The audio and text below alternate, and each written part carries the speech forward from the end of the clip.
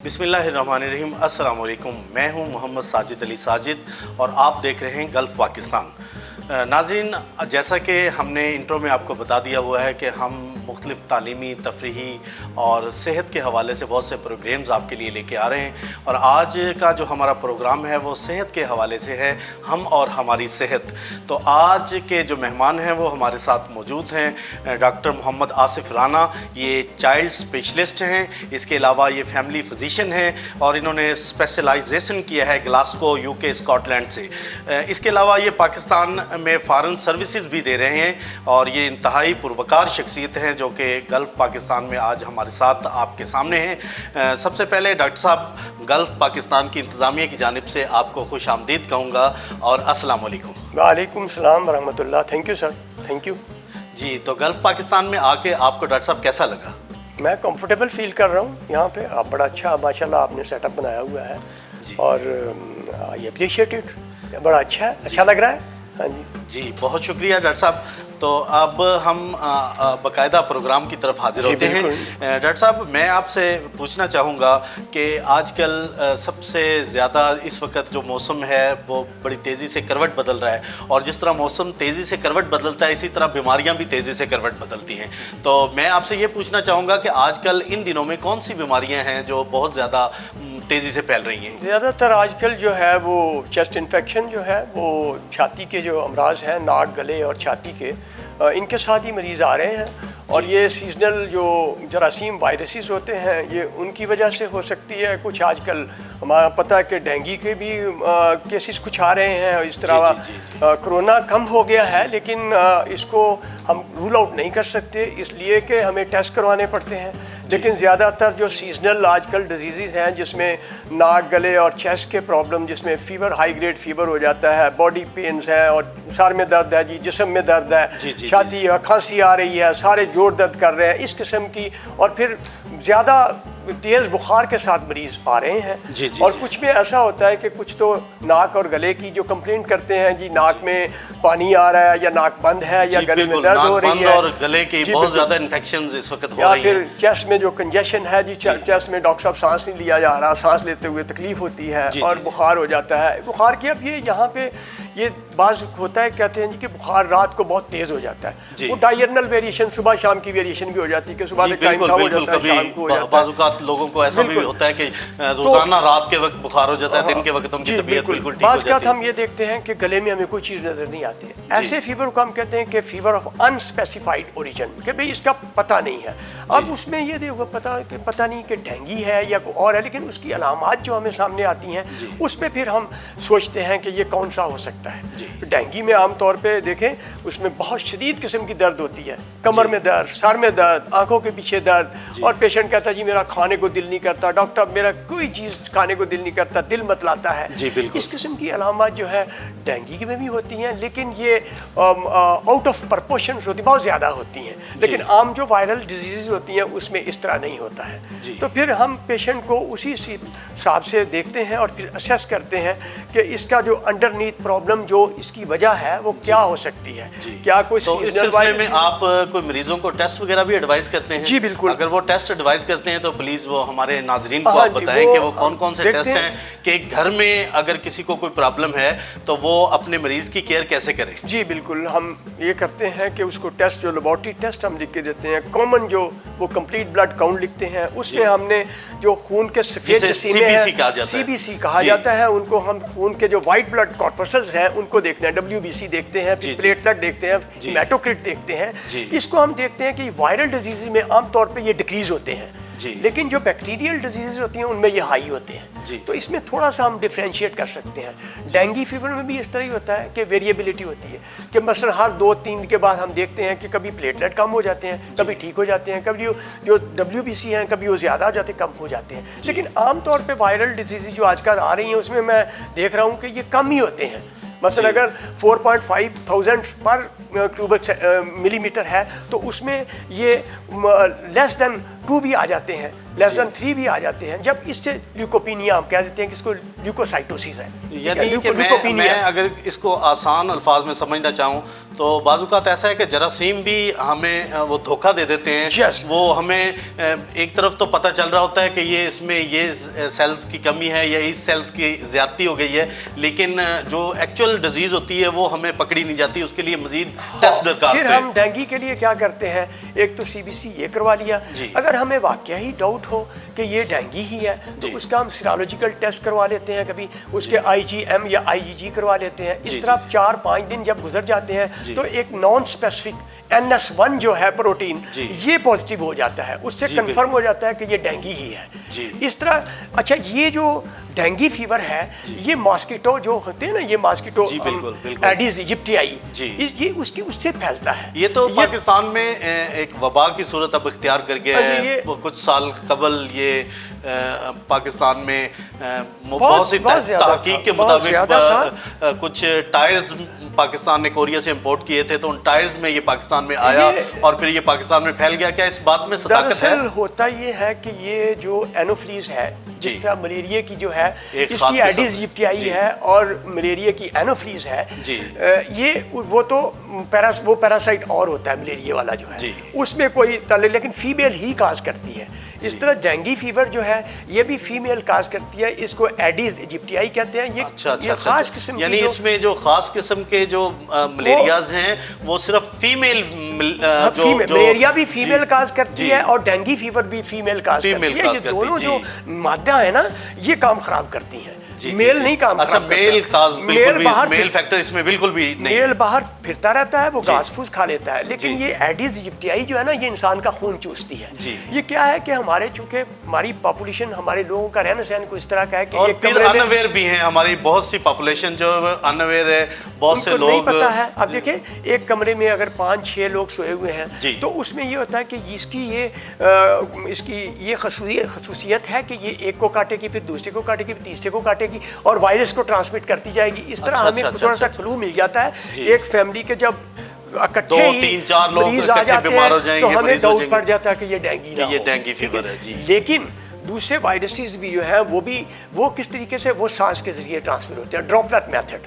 मसलन उससे ये है कि जब खांसी करते हैं या लंबा सांस लेते हैं या छींक मारते हैं या मसलन नाक को हाथ लगाया, रनिंग नोज है, हाथ किसी से मिलाया, तो वो इस तरीके से वायरस ट्रांसमिट होता है। लेकिन ये खून के चूसने से जब वो चूसती है उस वक्त ट्रांसमिट होता है। इस तरह जो इसका मतलब ये है कि वायरसेस की मुख्तलिफ किस्में हैं, जो कुछ आपकी इसको हम फ्लेवो वायरस कहते हैं। जी, फ्लेवो वायरस जो मुख्तलिफ किस्मों से, कुछ काटने से और कुछ सांस लेने से या हमारे मुंह के जरिए से, मुंह के रास्ते से वो जो इन्फ्लुएंजा वायरस, वो जो सीजनल वायरसेस हैं वो जो है वो ड्रॉपलेट मेथड से जाते हैं। जी, खांसी करने से, छींके मारने से और इस तरह जो है वो जो लंबे सांस लेने से, अगर क्लोज कांटेक्ट के साथ जो है ना वो, लेकिन ये ब्लड के जरिए एडिस इजिप्टियाई के थ्रू ही जाता है। लेकिन जो मलेरिया है वो पैरासाइट है। पैरासाइट हम उसको कहते हैं कि जो हमसे चीज़ लेता है लेकिन देता हमें कुछ नहीं है। वो उसकी जो फेल्सीपार्म है, प्लाज्मोडियम फेल्सीपार्म है, प्लाज्मोडियम वाइवेक्स है, प्लाज्मोडियम मलेरी है, ये 3-4 किस्म की जो उसकी पैरासाइट की किस्में हैं ना वो काज करती हैं। हमारे यहाँ पे जो है वो प्लाज्मोडियम वो फेल्सीपार्म है, वो है ज़्यादा जो प्रॉब्लम क्रिएट करता है, वाइवेक्स या प्लाज्मोडियम फेल्सीपार्म।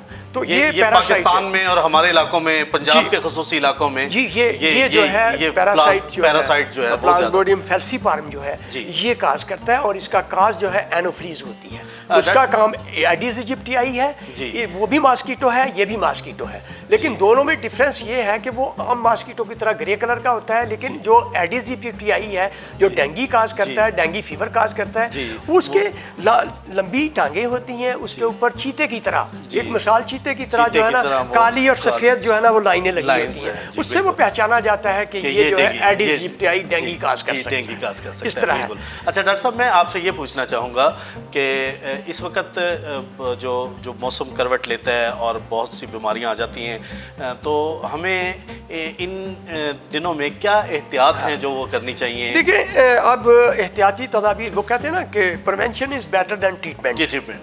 बिल्कुल, इलाज से बेहतर इलाज से बेहतर है, एहतियात है जी। बिल्कुल बिल्कुल, परहेज इलाज से बेहतर है। बिल्कुल। तो हम इस तरह करें कि अगर कोई मसलन कोशिश करें, डेंगू से बचने का तरीका ये है, एक तो जो कपड़े हैं वो पूरे आस्तीनों वाले पहने, और अगर किसी ने कम पहने हुए जिस तरह मैं हूँ तो इस तरह उस पर मॉस्किटो रिपेलेंट यूज करें। जी बिल्कुल। हम बच्चों में इसलिए नहीं यूज करवाते हैं कि बच्चों में फिर सेंसिटिविटी का इशू आ जाता है कि वो एलर्जी ना हो जाए उनको। जी बिल्कुल। इसलिए बच्चों में हम 2 साल से कम ही कहते हैं कि वो रिपेलेंट लगाएं, लेकिन बड़े लगा सकते हैं इसमें। तो बच्चों के लिए कुछ खास किस्म की ऐसी मॉस्किटोज के लिए वो कुछ ऐसी रिपेलेंट इसमें और तो कोई वगैरह ऐसे नहीं बनाए गए? नहीं, ऐसे नहीं बनाए गए, क्योंकि बच्चे जो होते हैं बड़े नाजुक होते हैं, बड़ी जल्दी उनको सेंसिटाइज हो जाते हैं, स्किन भी सेंसिटाइज हो जाती है, एलर्जी हो सकती है उनको, नाक गले और चेस्ट की एलर्जी हो सकती है। बच्चों में अक्सर ये अमूमी बीमारियों में ये फिर पेरेंट्स को हम ये कहते हैं कि या तो फिर ये है कि बच्चों को पूरे आस्तीन वाले कपड़े पहनाएं, या फिर इस तरह है कि मच्छरदानियां, हम आज किसी ज़माने में मच्छरदानियों का रवाज था, वो आजकल ख़त्म हो गया। आजकल फिर एक दफ़ा फिर वो प्रिवेल्स कर गया है, ख़ुसूसन जो हमारे सैलाबज़दा इलाके हैं उन इलाकों में, इसलिए कि उन इलाकों में स्किन की डिजीज़ेस ज़्यादा हैं, पेट की बीमारियां बहुत ज़्यादा हैं, जिस तरह कॉलरा है या आम डायरियल इलनेसेस है, मुख्तलिफ जरासीम होते हैं, साल्मोनेला है, शिगेल्ला है, एशरिकिया कोलाई है, एंटेरियोबैक्टेरिया, मुख्तलिफ जरासीम है, in addition to viruses, cholera viruses भी। तो वो इसका बास बनते हैं पेट की बीमारियों का, और जल्द की बीमारियों को अक्सर उम्मुल अबराज भी कहा गया है कि वो उससे पेट की बीमारियों से बहुत सी चीज़ें, मसला उसका ये होता है कि बच्चों में जो है अगर पेचस लग जाए तो उसमें पानी की कमी और नमकियात की कमी का खदशा होता है, उसको फिर हमने कमी को पूरा करना होता है। लेकिन वो बच्चे जो परसिस्टेंटली वोमिटिंग कर रहे हों, फिर हम देखते हैं कि ये तो टॉलरेट ही नहीं कर रहे। पेरेंट्स को चाहिए कि जब बच्चा वोमिटिंग करता है ना, उसको बार बार उसको कोई चीज़ उल्टी को रोकने वाली या मसन को खाने वाली चीज़ या दवाई कोई ना दे। उसकी वजह यह है कि मैदा उसको टॉलरेट ही नहीं करता है।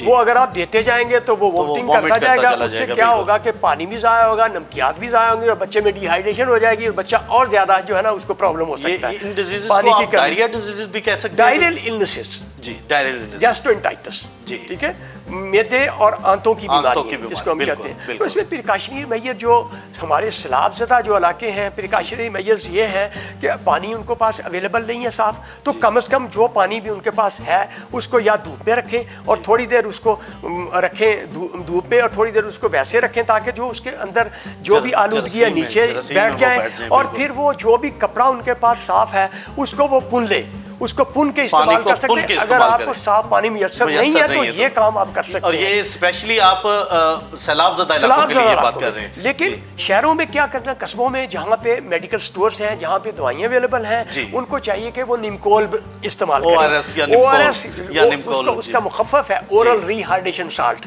जो डिहाइड्रेशन को कंपनसेट करता है, उसको ओरल ORS उसका मुखफ़फ़ है, उसको यूज़ करें। अगर किसी जगह पे वो सहूलत मुयस्सर नहीं है तो वो घर में ORS बना सकता है। उसका तरीका भी मैं आपको बता देता हूँ कैसे बनाना है। वो आप इस तरह करें कि 5 चम्मच चीनी के लें, वो हीप्ड इस तरह के, साफ नहीं करना, वो 1 लीटर पानी 4 गिलास एक जग में डाल लें, उसमें वो 5 चम्मच चाय वाले वो हीप जो है इस तरह करके उसमें डालें, उसमें 1 नमक चम्मच वाला वही जो चाय वाला है उसको ऊपर से साफ करके डाल लें। अगर नींबू अवेलेबल है तो ठीक है, नहीं तो फिर आप इसको बना के 1 लीटर पानी में, यही आपके निमकोल के काम आएगा। इससे आप जो पेरिफेरी ये इंतहाई आसान और बड़ा अच्छा तरीका है, जहाँ पे अवेलेबिलिटी नहीं है वहाँ पे ये लोग ये इस्तेमाल कर सकते हैं। पानी की कमी भी पूरी हो जाएगी, सोडियम क्लोराइड जो ज़ाया वो भी होगी। अगर अवेलेबल है उसमें पोटाशियम भी, उसमें चूंकि अगर नींबू को निचोड़ेंगे तो पोटाशियम भी मिल जाएगी, पोटाशियम की भी कमी होती है। लेकिन अगर हम जहाँ पे नहीं है सर्विसेज, जो मेडिकेटेड जो चीजें ORS नहीं है, अवेलेबिलिटी नहीं है, आजकल हमारे यहाँ अद्वियात की भी बदकिस्मती से ख़ुसूसन पैरास्टामोल और ये जो बिल्कुल अच्छा एक बात ये है कि इन चीज़ों की बहुत ज़्यादा मार्केट में कमी है। आप लोग पैराडोल के ऊपर आप ज़्यादा जोर ना दें। पैराडोल जो है इसका नाम या तो बाहर के मुल्कों में एसिटोमाइनोफिन है या पैरास्टामोल है। आप जाके केमिस्ट से कहें जी पैरास्टामोल दे दो, अगर वो आपको पैरास्टामोल तो अवेलेबल है हर जगह पे, लेकिन पैराडोल एक कंपनी ने बनाई हुई है GSK ने, तो वो अगर नहीं मिलती है तो आप पैरास्टामोल लें, और पैरास्टामोल बुखार के लिए इस्तेमाल करें, क्योंकि इसके अलावा दूसरी ना इस्तेमाल करें। अल्टरनेट फार्मूलाज भी अवेलेबल हैं, ब्रूफिन और एमसेट, जी। इनको तो डेंगू फीवर में आप इस्तेमाल ही ना करें, बिल्कुल ना क्योंकि करें, पहले ही मसला होता है जी। कि उसमें प्लेटलेट कम हो जाते हैं और जी। खून के रिसने के चांसेस ज्यादा हो जाते हैं। ज्यादा उसमें है। क्या अंतड़ियों में भी ब्लीडिंग हो सकती है, नाक से भी ब्लड आ सकता है, जी, आपके जी। मसूड़ों से भी ब्लड आ सकता है। बिल्कुल, अगर खुदा न बिल्कुल। खासा किसी डॉक्टर के पास गए, उसने टीका लगा दिया है, वहां पे भी आपको देखेंगे नील पड़ गया है। ये जी। भी एक चीज होती है। लिहाजा जब डेंगू फीवर का कोई पेशेंट डॉक्टर के पास जाता है तो डॉक्टर को भी कम से कम सेंसिबिलिटी का एहसास करना बिल्कुल। चाहिए कि टीका ना लगाए आईएम, क्योंकि टीका लगाएंगे ब्लीडिंग हो जाएगी। अगर प्लेटलेट उसमें थ्रोम्बोसाइटोपिनिया हुआ है, प्लेटलेट कम हुए हैं जी। तो इसलिए ज़रा थोड़ी सी एहतियात कर लें। तो मेरा ख्याल है कि ये डेंगू फीवर जो है ये इसकी सिवियरिटी मुख्तलिफ होती है। माइल्ड मॉडरेट फीवर हो सकता है, जिसके पे फिर में डेंगू हेमोरेजिक फीवर है जो कि खतरनाक होता है। जो जी। इनसी 90% पेशेंट अब ऐसे रिकवर कर जाते हैं। जी, वो जी, एहतियाती तदाबीर या डॉक्टर के पास जो भी वो प्रिकॉशनरी मेजर उनको बताता है उसके ऊपर अमल करें तो ये सारा ठीक हो जाता है। Subscribe Gulf Pakistan.